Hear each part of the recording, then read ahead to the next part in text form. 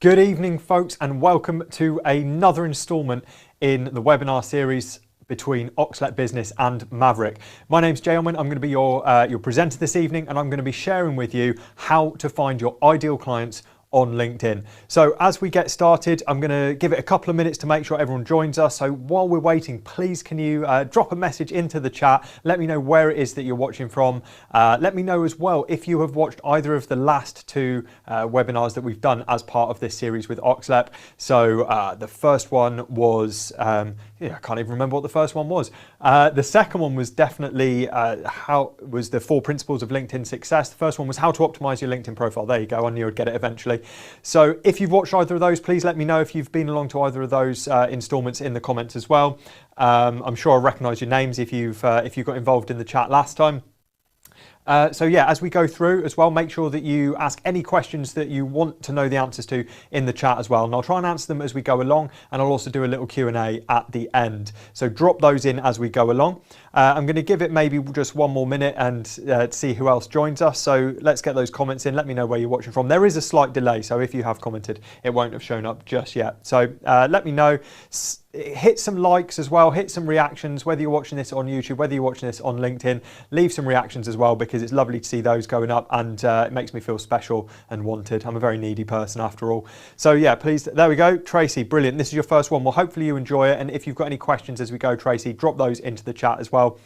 You should be able to access the other 2 events on LinkedIn as well. So if you look at the Oxlet business page, you will find under the events, the last 2, and you should be able to watch the replays in there. So, hi, it's me, Luke. I can see you. You're over there. Anyone else? Let's get those comments in. In about 30 seconds, I will kick off and get started. In fact, what I'm going to do is I'm going to give you a little question to think about. I'm going to give you a little question to think about here, because perhaps you're already in business. So I want you to have a little think about, if this will let me. Apparently it's not going to let me at all. Have a think about how you currently find your clients on LinkedIn. Okay, have a little think about how you currently find your clients on LinkedIn. And we're going to go through how we recommend doing it. We're going to go through how we recommend is the best practice for doing so. Just throwing that off screen. I'm not sure it is that, Luke, because it's not. There we go. Okay. So how do you currently find your clients on LinkedIn? Have a think about that and let me know in the comments there as well. Brilliant, it's working now. Look at that. Technology, eh? Always making our lives easier, isn't it? So we're going to get started now. Hopefully you've had a little think about how you find your clients at the moment on LinkedIn, or maybe you find them off LinkedIn and there's other avenues that you're exploring. But have a little think, drop them in the chat, make a note of it as well. If you haven't got a pen and paper, grab a pen and paper real quick as well. Now, who is this webinar for? Who is this webinar for? This is the same as the last 2 webinars. It is for anyone looking to sell products or services on LinkedIn. It's for anyone looking to establish thought leadership on LinkedIn, so become a kind of influencer in your particular industry. But it's also useful if you're looking to get recruited on LinkedIn as well. So rather than looking for your ideal clients, you might be looking for your ideal companies that you'd like to work for. And you can use the exact same principles as I'm going to share with you tonight from a sales perspective if you're trying to get recruited as well. Just started by trying to build some relationships. JR, brilliant. Yeah, so that's what it is all about. It's all about relationships. Anyone who knows anything about the way we teach things at Maverick, it's all about relationships. It's all about relational selling, social selling, and developing trust. Usually people get in touch because they like some of my content. Brilliant. That's really great to hear, Tracy. That's some of the best clients. In fact, most of the best clients come from content. Because that's you showing your expertise, and people are interested, they're intrigued, and that shows that you're probably doing pretty well with the content that you're putting out there. So that's really great to hear. But what we're going to talk about tonight is a bit more of a proactive method of getting the right people into your network so that more people are seeing your content. Because the bigger your network and the more well curated your network on LinkedIn, the better quality and more people will see the content you're putting out. So that's what we're going to be talking about tonight. Now, as I mentioned, my name is Jay Unwin. I'm going to be delivering this training for you tonight, and I delivered the last 2 for Oxlet. This is just a little snapshot of my LinkedIn profile. Feel free to come and find me. Feel free to come and connect. I'd love to have a chat. I have been working with Maverick for the past 4 or 5 months, and I have learned more in those months about LinkedIn and about digital sales than I ever have before. It's absolutely astonishing, some of the stuff that you can achieve when you use these platforms effectively. And a prime example of this, in fact, is when I joined the company back in February, my connections were around 1,700. So not tiny, but not massive either. A few months later, I mean, this is a snapshot from last week and it's saying 5,183 followers at that point. It's now sitting at around 5,700. Okay, so 5,700. So I've got 4,000 extra connections in those few months. And there are certain ways of doing this, certain ways of growing your connections, which I'm going to share with you tonight, which is exactly the ones that we use. A bit about Maverick if you haven't come across us before. So Maverick, we're a training consulting and coaching business. We work in social selling and every month we help more than 1,000 businesses through webinars like this, plus the ones that we run ourselves. And our mission is to help 1 million businesses to grow their margin, their revenue and their profit. And that's what we're doing here tonight. That's what we're trying to help you do, is grow your margin, grow your revenue and grow your profit. So hopefully you're up for that. Now, if you were here last time round, so 2 weeks ago, you would have heard us talking about the 4 principles of LinkedIn success, also known as the 4 cogs, which we teach. And this is a real key part of our offering and what we work with our clients. Content, engagement, connection, and conversion. So what we're looking at tonight is one of those 4 cogs in a bit more detail. So we've looked a bit at your profile in detail, we've looked at the 4 cogs overall, but tonight we're looking at how to connect with the right people. As it says there, underneath, the right people. Now it mentions a couple of things there, second degree only, email lists, well known. Those will make more sense as we go through. Those are just little notes on the rest of this of this process. So don't worry about that too much for now, because we are going to go into that in more detail. So first thing to touch on here is there are some limitations on connecting with people on LinkedIn.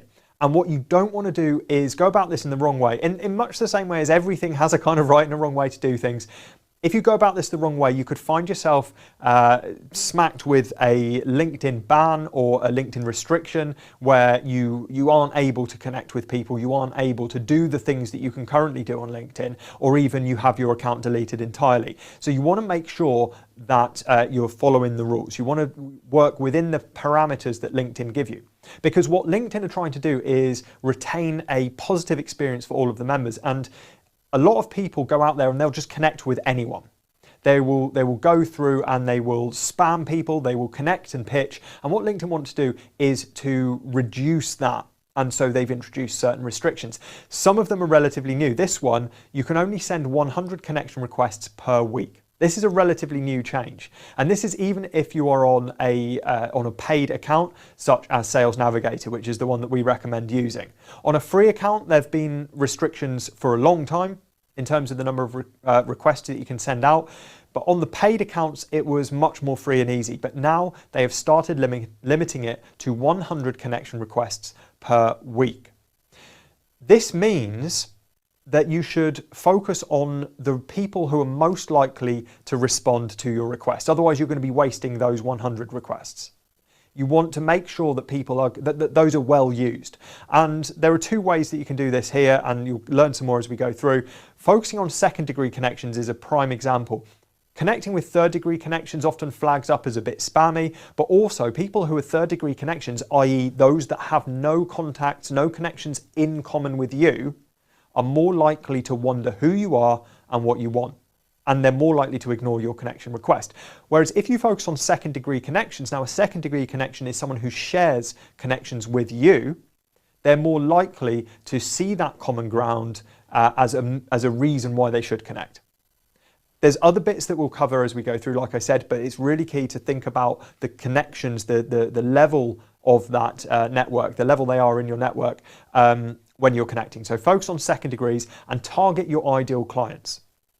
Now you can only send 100, so why would you want to send 90 to people who probably have no interest in your business, no interest in your offering, and only 10 to people who might be interested? You want to focus most of that effort and most of that limit on people that are actually likely to do business with you, because that's what you're trying to do, right? You're trying to grow your business. Now, it might be that you're looking for investors. If you're looking for investors, then again, I know it's not a client as such, but that's who you're targeting. If you're job seeking and you're looking to be recruited, then focus on connecting with people that you think you'd like to work with and that would be a good opportunity for you. Don't waste those 100. So that's the first things to remember. Now, hopefully you're writing this stuff down. Quality and quantity are both vital when it comes to growing your network. Of course, a large network is great. A large network is fantastic because the quantity helps you to get more post reach. More people are going to see it, and not just the people in your connections, but when they engage with it, as hopefully your content would encourage them to do. But that's a lesson for another day. If your content is good and it's encouraging engagement, then the connections of your connections, so your second degrees, your third degrees, they're going to start seeing your content as well if you have a bigger network. So again, to use myself as an example, when I had 1,700 connections versus now I've got about 5,700 connections, the difference is more people are seeing my content and their connections are seeing it too when they engage. So quantity is important. So don't be too picky with the ones that are coming in. Of course, check to see whether they're, obviously fake profiles, or if someone connects and they immediately send you a pitch. Of course, you don't have to connect with everyone, but don't be too picky. I know a lot of people who, for example, will only connect with people that are already clients of theirs or people who they already know, which is fine. I get it. I understand it. But you're really going to limit the quantity. You're really going to limit the size of your network if you do that. The connections coming in are not part of your limit, so don't worry about the numbers there. If you get 1,000 connections in a week incoming, then you can connect with as many of those as you want. But quality helps you get conversations. So quantity helps you get your post reach up, but quality helps you get better conversations and therefore conversions and therefore more sales or a greater likelihood of being recruited. So you need to balance the two of these to have the best network. It's not one or the other. It's not everyone or really niche. It's both. Okay, so you've got to find that balance point where you're connecting with enough people to grow your network, but you're connecting with the right people to make that network worthwhile for you. So let's talk about actually growing your network. How are you going to do this? In fact, leave some comments as well. If this is all making sense so far, give me a thumbs up or an emoji or something in the comments to let me know this is making sense so far. If there's anything which I've covered which is useful to you, or anything which you found valuable so far, or anything else as we go through it, please stick a little note in the comments to let me know your thoughts on that as well. It doesn't have to be a question, but if you've got a thought or a comment on anything we cover or anything's particularly useful, drop that in there as well. So growing your network, there's a few different ways to grow your network. I'm going to demo one of these in a moment. The first one, the quickest way to grow your network, is using a bulk email list upload. Now, I'm going to demonstrate this in a moment because this is really, really useful. All sounds good so far. Brilliant. Thanks, JR. So bulk email list upload.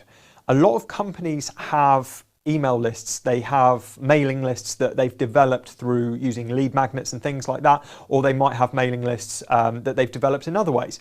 Now, what a lot of people don't realize is you can use those mailing lists as a direct upload into your connections, and that doesn't really count towards your limit. So you could upload an email list of well over 100 and that won't count towards your limit at the moment, unless this gets changed. Of course, the rules change sometimes, but right now you can use an email list to add way more people than you currently can just by sending your normal requests. And the reason for this is that LinkedIn see you've got their email address and they assume that you know them or you've had some dealings with them. You know, they've subscribed to something of yours and therefore, you know, they're interested, they're connected elsewhere off the platform. And so LinkedIn say, cool, that's fine. You can connect with as many of those as you want. Now I'm going to show you how to do that really quickly. So I'm just going to come out of this and I'm going to head over to my LinkedIn. Okay, so when you, if you bung this up on the screen for me, that would be fab. Right, so this is my LinkedIn. If you go to where it says my network, and down the side here, you'll see a button which says contacts. Now, if you hit contacts, in fact, what I'll do is I'll just refresh it a sec, and I'll get rid of this. There we go, should get rid of all the notifications. So add more contacts over on the right hand side here. So you can see this button here. You can tap on that and you've got a few different options here. You can sync it with your Gmail contacts, Yahoo, Outlook, AOL. Didn't even know AOL was still a thing. Invite them by email, and then here, upload a file. So upload a file here, and you can select a file from your computer. Now, I've got a bunch of files here, but one of them I had earlier, there we go. So it will be a CSV or a text file, and you can hit upload, and it will take all that data and find the linked accounts on LinkedIn. Hopefully it'll do that. Hopefully I've got enough Wi-Fi signal down here in order to show you. It might take a little while, but anyone who is on LinkedIn already and is linked to that email address, you'll get a whole load of people. Now you can go through, I mean, from this list, 1,481. 1,481. Now that wasn't everyone in that document. There were more than that, but a lot of people in that document aren't on LinkedIn. So what you can do here, now there's no button to select all. So you can either go through and click every checkbox 1,481 times, which is pretty tedious, but there is an add-on. If you're using Chrome, there's an extension called Click All Checkboxes. Now you'd need to scroll all the way to the bottom, because as you go to the bottom, more appear, and it will only select the ones that that are appearing on the screen at the time. But when you've got everyone up, you can hit this little extension called Click All Checkboxes. So if you search for Click All Checkboxes Google Chrome extension, you'll find it and you can install it. And when you hit that, it just selects everyone on the page that's visible. And then you can just click Add Connections up at the top. Now you can see that only 80 are connected, only 80 are highlighted there. That's because I haven't scrolled down far enough. But if you scroll all the way to the bottom, I'd be able to select all 1,400 and something and connect with them in one go. So that is the quickest way. I'm just going to come back to the presentation now, and I will finish that off. I will finish that off later. So as you can see, that's a really quick way of growing your network. Bulk email list upload. So if you have a mailing list, if you have a mailing list, chuck mailing list in the comments, let me know. Write the word mailing list in the comments. If you've got a mailing list of some kind in your company, or you're working on one, you're working on growing a list, then please, please, please think about using that as a way to boost your connections in a very, very quick way. The best way of doing it, so that's the quickest. Now the best way of doing it is targeted connection requests. Targeted connection requests. And I'm going to show you a couple of ways to do this as well. The way to actually target people and find the people that you're looking for. I've already mentioned about focusing mainly on second degrees. JR's got a mailing list, brilliant stuff. So you can use that to get that uploaded into your LinkedIn. I've already mentioned about your second degrees, but there's a couple of other ways. If you look at your who viewed your profile section, now I'll jump across and show you this again in a moment. The who viewed your profile section, I'm really struggling to say that. It's like I'm saying Hugh viewed your profile. Who's Hugh and why is he viewing my profile? Who viewed your profile? If you're on a free version of LinkedIn, you're only going to be able to see the last 5 people who viewed your profile, which is fine. You know, there might be people in there that you want to connect with, but the rest of them are locked. You can only see the last 5. Now, if you have got a premium version or you've got Sales Navigator, then you'll be able to see everyone and you'll be able to scroll back days, weeks, months. You'll be able to see everyone who's viewed your profile. And the great thing about that is they already know who you are. So if you send them a connection request, they're not going to wonder, hey, who's this Jay guy who's trying to connect with me? They've seen me because they've been on my profile. And I know that because I can see that in my people also viewed. You can also check the open connections of competitors as well. Now, some people don't like doing this, and it's something that we recommend to everyone we work with is to shut their connections off so that their competitors can't come in, look at their connections and start just connecting with them. But it's something that you can use if you want. So if you've got a particular competitor, you can go to their profile, and if their connections are open, meaning you can click where it says 500 plus connections, just under their name. If that's blue and it's a clickable link, then you can go there and you can see the kind of people that your competitor has connected with. And you can go and connect with those people as well, if you want. Again, not everyone's comfortable with that, but that's cool. But the who viewed your profile section is another one as well. Tracy, working on a mailing list, brilliant stuff, good to hear. Now what I'm going to show you really quickly now, I'm just going to come off the slides again and show you the people also viewed, people who viewed your profile. So the way you do this, right, I'm coming back to my profile. In fact, I'll pull this out, just to keep it simple. So, this is my profile. Now, if you go to your profile and you scroll down a little bit, you'll find your dashboard. Okay, so you'll find who viewed your profile, your post views, and your search appearances. My post views aren't particularly high today, that's embarrassing. Who viewed your profile? Tap on this one and you will find a list of everyone in chronological order. So the people who are most recent are the ones who show up first. So you can see who's come and checked you out, and you can connect with them. You know, some of these people are already first degree connections with me. Some of them are third. If they're third degree connection, you'll see that it's got an in-mail button. Okay, they won't let you directly connect. You'd have to go to their profile and do it because they don't want you connecting with third degrees. But if you find like there's a second degree, there's a few people here who I've already requested to connect with. But if there are second degree connections I'm not connected with, like this guy here, then I can click connect. I think, who's this guy? He's checked me out, he's interested, connect. So that's how you look at that. If we go back to my profile, I'll show you where you can see the connections. 500 plus connections here, excuse me, 500 plus connections. That's clickable because it's my profile. If you visited my profile, you wouldn't be able to click on that.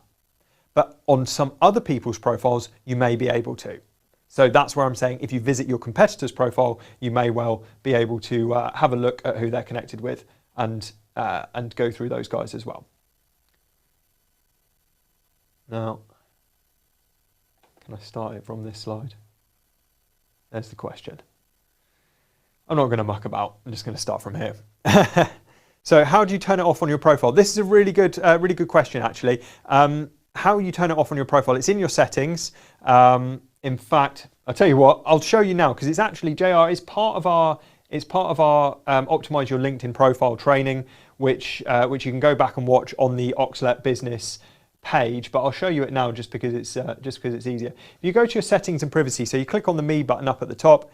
You go to your settings and privacy. Hopefully I'll be able to find it nice and quick. Again, like I said, the Wi-Fi in here is not particularly quick, so it may take a few minutes. But if you go into your settings, you'll be able to find under visibility, the option to turn off your connections or make them invisible. So let's have a look. I want to make sure I get it in the right place. There's so many different settings on here. So visibility over here. Where are we looking? Right, connections. As you can see here, JR, connections, choose if your connections can see your connections list, right? So it is only your connections that can see it, but if you tap on that, yours will be set to yes. You can change it to no, job done. Okay, nice and simple.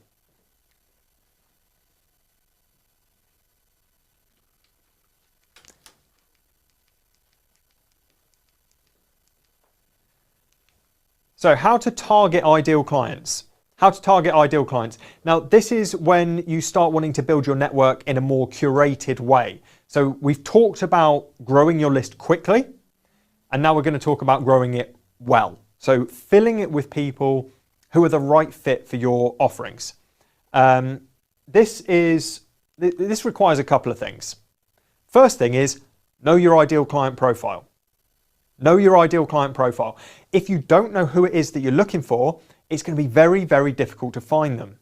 It seems obvious, but yet so many businesses struggle with this, and so many businesses are trying to help everyone because they've got a product or a service that they know can help anyone in any walk of life. You know, any background, any age, any industry. You might have a product or service that is suitable for a specific industry, which is a great start. But if it's not that obvious, try niching down anyway, because the more clear you are about who it is you're looking for, the easier it is to find that second point, locate them. You cannot locate them if you don't know who it is that you're looking for. Now, we've got a document at Maverick that we use a lot, which I'm happy to kind of give you guys for free. So if you want that, you can always come and connect with me on LinkedIn and ask me, or you can email hi@maverick.co.uk and I'll send you the one client profile, it's called. So if you send an email to hi@maverick.co.uk and you just say, can I have the one client profile, then we'll email that to you. Or if you come and connect with me on LinkedIn and message me, I'll send it to you as well. Okay? But knowing your ideal client profile is vital. That's the starting point. If you don't, then the next step's going to be very tricky. Now, there are a few ways to target your ideal clients on LinkedIn. LinkedIn has the best search parameters of any social networking platform there is, because it's designed for professional networking, because it's designed for sales and business development. It has much tighter kind of search terms and much more search terms as well, many more things that you can search by. When you look at Facebook, for example, you can only search for people by their name. You can search by location, even though that's a little sketchy sometimes. You can search by people who are connected with your friends, things like that, but it's very limited. Now on LinkedIn, the parameters are much more varied, even on the free version. Now on the free version, you can use a Boolean search, which you can just use in the normal search bar, which I'll mention in the next slide a little bit more about what Boolean search means. But if you've got Sales Navigator, you will have so much more success because you have got dozens and dozens and dozens of different things you can search by. This is something I'm going to show you in a moment as well on my own Sales Navigator profile. But this is a really powerful bit of kit. Sales Navigator is one of the most, in fact, if not the most powerful way of prospecting online. Because with LinkedIn being the biggest like business networking platform and the search terms together, the sky's your limit. And you can search for all kinds of things, not just your location, not just industry, but you can search by company headcount. You can search by positions of seniority and things like that. It's quite astonishing, really.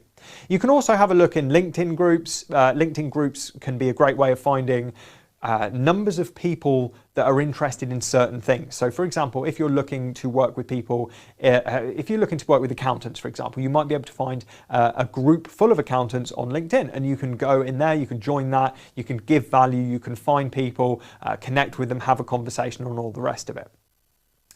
360 connecting is something that I'm going to mention in a bit more detail in a moment, and so is multi-threading, okay? So multi-threading, in fact, I'll mention multi-threading now because this, please write this down. Please write this down.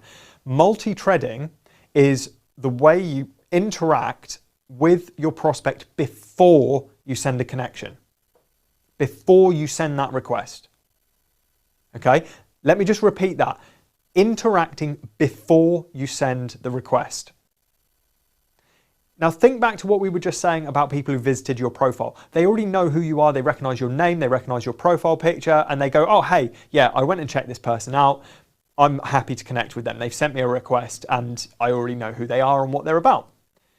Now, if that hasn't happened, if they haven't viewed your profile, chances are they might not really know who you are. If you go and jump into this group full of accountants and you start adding people, a lot of those people are going to ignore or delete that connection request. Some might even mark it as spam, which is really dangerous for you because it can mean that your account gets flagged and restricted. So instead, what you want to do is multi-thread. Multi-thread means leaving these kind of footprints on the other person's profile. A visit to their profile is one of those footprints because they can see who's visited their profile, they can see that you visited, and then if you request them a little while later, the next day, perhaps a couple of days later, they already know who you are because you've interacted. Now, even better than that is if you go to their profile, but then you go to their content and you engage on their content. You leave a reaction, you leave a comment. Comments are so powerful. If you leave a relevant comment on someone's content, they're going to love that. Most people don't get anywhere near the amount of engagement they want. So when they do get a reaction or a comment, it's noticeable. And you may think the same thing. If someone comments on your post that you've never come across before, it's a little buzz, little bit of dopamine released in the brain, and it feels good. And then you go and check out their profile and you go, oh, who's this Jay guy who's just commented on my post? You come over and check out my profile. A couple of days later, you get a request from me with a little note.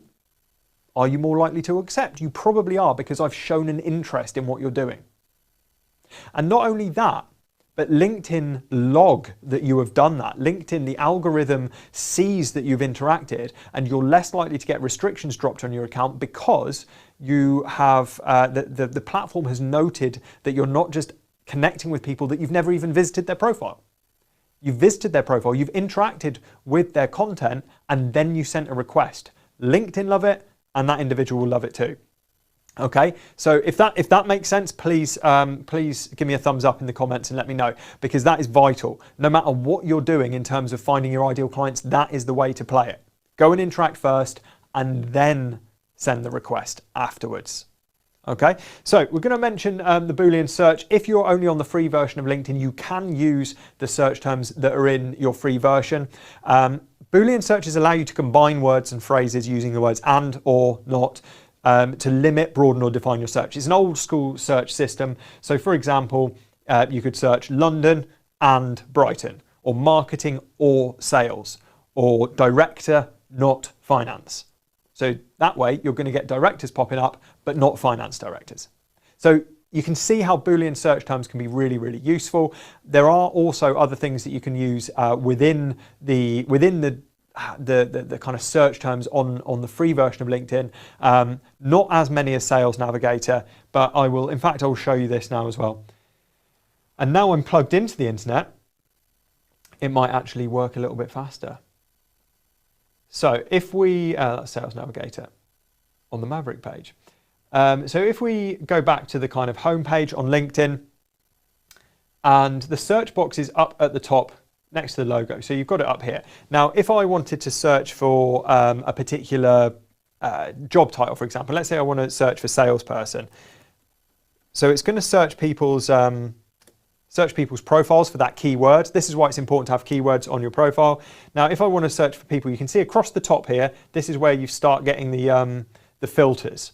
So if I want to search for people who come up as salesperson, okay, so you can see I'm starting to get some results here. I've got 9 million results. Connections, I can choose first or second degree connections. So for example, if I only want to do second degree connections, there we go.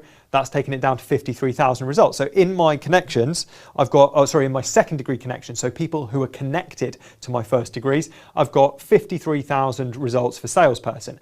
Now I can limit it by locations. If I'm just going for the UK, for example, then that's going to take it down even more. I've got 18,000. So you can see how this is going to start making a real clear picture of who you actually want to work with. Current company is another option there, so I can pick a current company, and then there's a few other filters that I can filter by down the side here if I want to get into more detail. Okay, the school they went to, the industry they're in, and things like that. I can add some extra keywords in terms of their names, titles, things like that. So if you haven't used a proper kind of a filtered LinkedIn search, that is a great place to start. If you're only on the free version, that is available to you. If you're on the Sales Navigator, then you've got a whole different kettle of fish available to you. All right, which I'll show you now. But that is a great place to start. All right, so have a go with that. Now, for those of you who've got Sales Navigator or who are thinking about it, if you go to your Sales Navigator page, there's so much you can do with this, so much more than I've got time to go into this evening. This isn't a Sales Navigator training. But what you can do with Sales Navigator is save leads, and you get your own kind of separate feed of your leads, even if you're not connected with them, so you can keep an eye with what they're doing. You can engage with their content before connecting, so it's really, really useful. Sales Navigator, I believe, is currently about 60 quid a month. I think it's $70 US, so it depends on what the exchange rate is, but it's around that kind of price point. So it's not super cheap, but it's also not break the bank expensive. You know, 50 to 60 quid a month for the most effective prospecting tool that exists. I would say that's a fantastic investment. Now, if you don't have Sales Navigator, you can get 1 month as a free trial. So have a look at that. Maybe get the free trial only once you've kind of got comfortable with all the free stuff. There's no point in jumping into it if you really haven't set your profile up or anything like that. But when you have, and you want to take that next step, get yourself on the free trial of Sales Navigator, play around with the search, and then continue with it if you're getting that value. Okay, so if you wanted to go to the searches here, now up at the top, you can see all filters. So I'm going to go straight to all filters just because I really want to show you what's available. So all filters here. Now you can either search for lead filters, which are for individuals, or you can search for account filters if you're looking for companies. If you want to search for individuals, you've got the keywords option, but you've also got the industry, the relationship to you, so how close you're connected, second degrees, right? So you go to second degree connections. You can choose the industry that they're in. So for example, maybe I want to go IT and services, that's at the top there, so I might as well look at that. Geography, so let's go with, I'm just going to go with the UK for now. You can see there's 64,000, so it's gradually changing this number up at the top. 64,000 results. I've got 64,000 second degree connections in IT in the UK.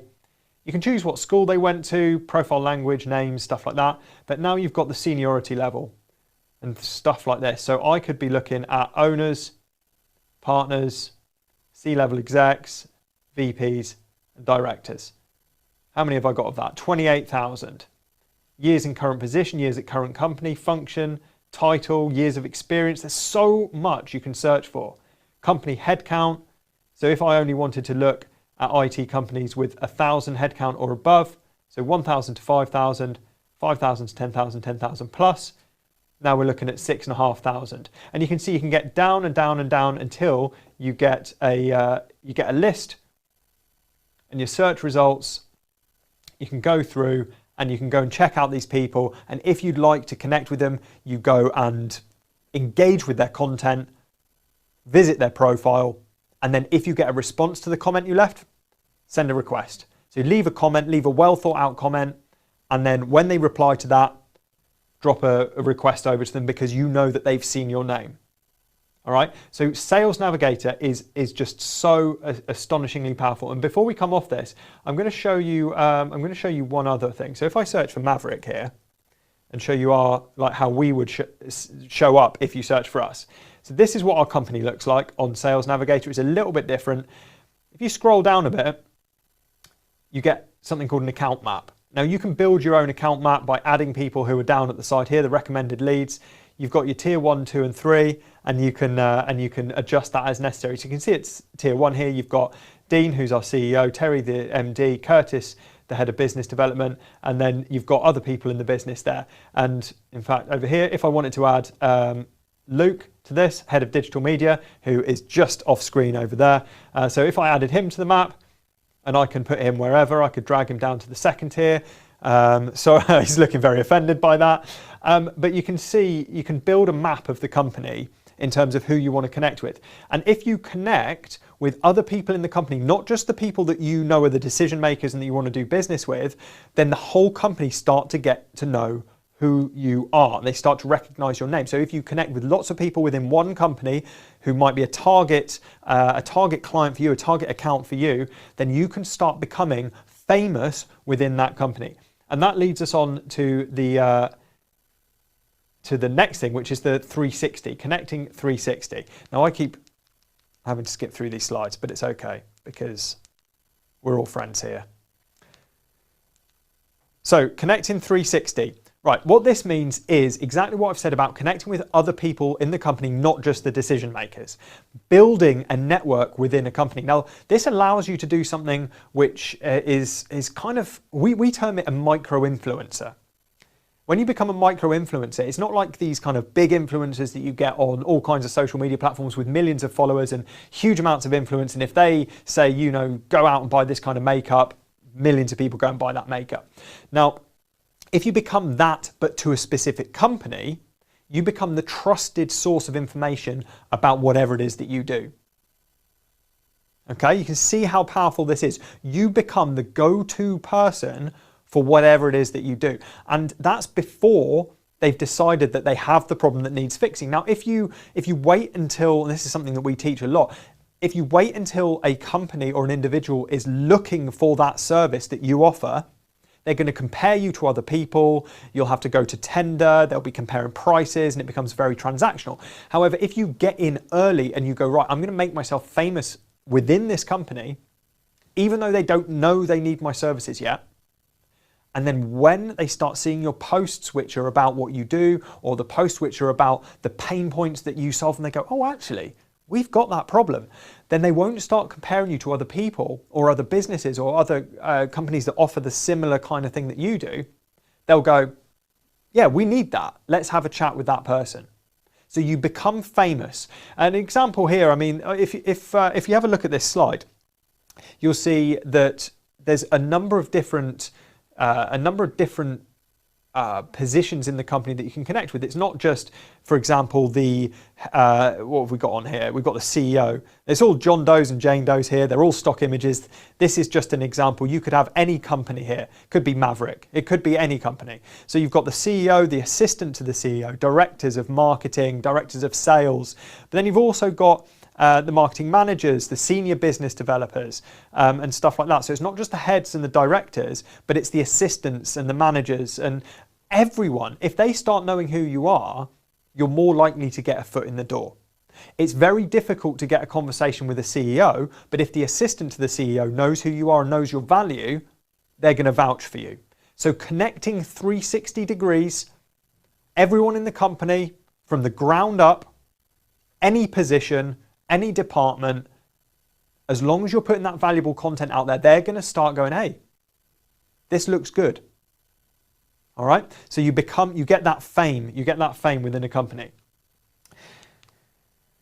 Now, this last kind of bit that I want to go through is what we call the 7 steps of social selling. Now, this ties into what we were talking about in terms of multi-threading. This is what I was talking about when I was talking about multi-threading, but this is put together in a way which you can follow these 7 steps and build a really powerful network. This is what we do. This is what we use. It's what all of our clients use, and you can use it as well, no matter what level you're at. Now, this first step is interaction. So this is a visit to a profile. It's a comment. It's a like or a reaction. It's leaving an endorsement. It's some kind of public interaction. It's not a message. It's not a private interaction. It is a public interaction on their profile, on their content. The second one, is the comment. The first one is just the interaction, the visit or the like. The second one is the comment. And underneath comment, you might see it says for a reply. It's in very small writing. Comment for a reply. So asking questions is your friend at this point. If you ask a question, you're more likely to get a response. If you just make a statement, they might like it, they might just completely ignore it. But if you ask a question that you know will kind of pique their interest, because if you're asking a question about the stuff they've posted, they're like, oh, this person's interested. I want to have that conversation. Everyone's passionate about what they do. They want to give more information. So ask a question, comment for a reply. And then when you get the reply, then you can connect. Connecting is not until step 3. Now, if it's a bigger account, you might even want to rinse and repeat the first couple of steps. You might not want to connect yet. If it's a big account, if it's something which is very valuable to you, you might want to hang back, maybe drop a follow rather than a connection request. So they can see you're interested and want to see more, but it's not as kind of forward, if you like, as asking to connect. So you can follow them. That way you'll see their stuff in your feed and you'll be able to comment again, like again. And once you've done that a few times, then you can send the request. But the connection request, even on the quickest way of doing this, is not until the 3rd step. So the 3rd step is connect. Send a little note with that as well. You could say, hey, you know, I saw this content, really like your content, would love to connect. Anything, just like a little note. Makes it a bit more personal. Now, when they accept, step 4 is to send a thank you note. Send a thank you message. Do not pitch them at this point, right? Give me a comment if you've ever been pitched as soon as you've accepted a request. Drop me a comment if that has ever happened to you, because it happens to me on a daily basis. In fact, it happened to me 5 times today. 5 times. I accepted a connection request and immediately got a pitch. And it could be anything. It could be something completely irrelevant to what I do. But it comes in straight away. Do not do that. Do not be that person. Nobody buys from those messages. All right, I mean, I assume someone must buy from a message like that now and again, because otherwise nobody would do it. But I've never bought from a message like that. So instead of that, just say thank you. Thanks for connecting. Looking forward to seeing more of your content, and ask a question. Again, questions are so vital. If you ask a question relating to maybe the piece of content that you commented on, or another piece of content they've put out, or what they do, or something about where they're from, anything that's personal to them, not something too generic, ask a question and you're more likely to get a response to that thank you. If you just say, hey, thanks for connecting, it's a bit hit or miss whether they're going to come back to that. If you say, hey, thanks for connecting, I saw that you do this in this area, how's that been over the last 12 months? Been a bit of an upheaval. You know, that's a common ground for a lot of businesses, and that's an easy way to start a conversation, but something specific to their industry perhaps. And if you're someone who knows a bit about that industry because they're the kind of people you like to work with, then you'll know the kind of things to ask. But don't make it pitchy. You can introduce yourself, of course. You can say, hey, this is me and this is the company I work for, but don't be so overt with that, okay? In fact, you can avoid that entirely if you want. Now, step 5 and 6 are to go and like and comment again. Once you've connected, continue engaging with their content. That way you'll stay front of mind. You'll stay front of mind if you're engaging with their content. It's a much better way of doing things than dropping into their inbox again. If you don't get a reply, and then a week later you say, hey, I noticed you didn't reply to the last message. If you just keep messaging them, it looks a bit needy, it looks desperate, and people get kind of turned off by that. You know, they don't want to have a conversation. They want to have that conversation even less when you're kind of hassling them. Just bumping this back up to the top of your inbox, just circling back to this message I sent you last week, not good. If they haven't replied, just go back to their profile, find some content, like, comment, ask a question there, and it's a much more gentle way of reminding them, hey, I'm still here. And they might have just forgotten to message, and then they'll go, oh yeah, I had that message, I didn't reply, without you hassling them. But keep engaging and you'll stay front of mind.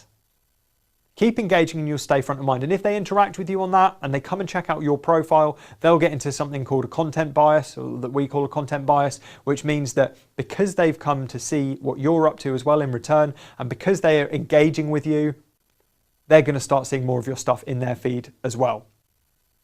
Okay? And then the final one, 7, have a conversation. Now, the conversation comes as part of, I guess, the outcome of everything else. They've started to get to know you. They've started to trust you. Of course, throughout this, you're putting your own content out as well.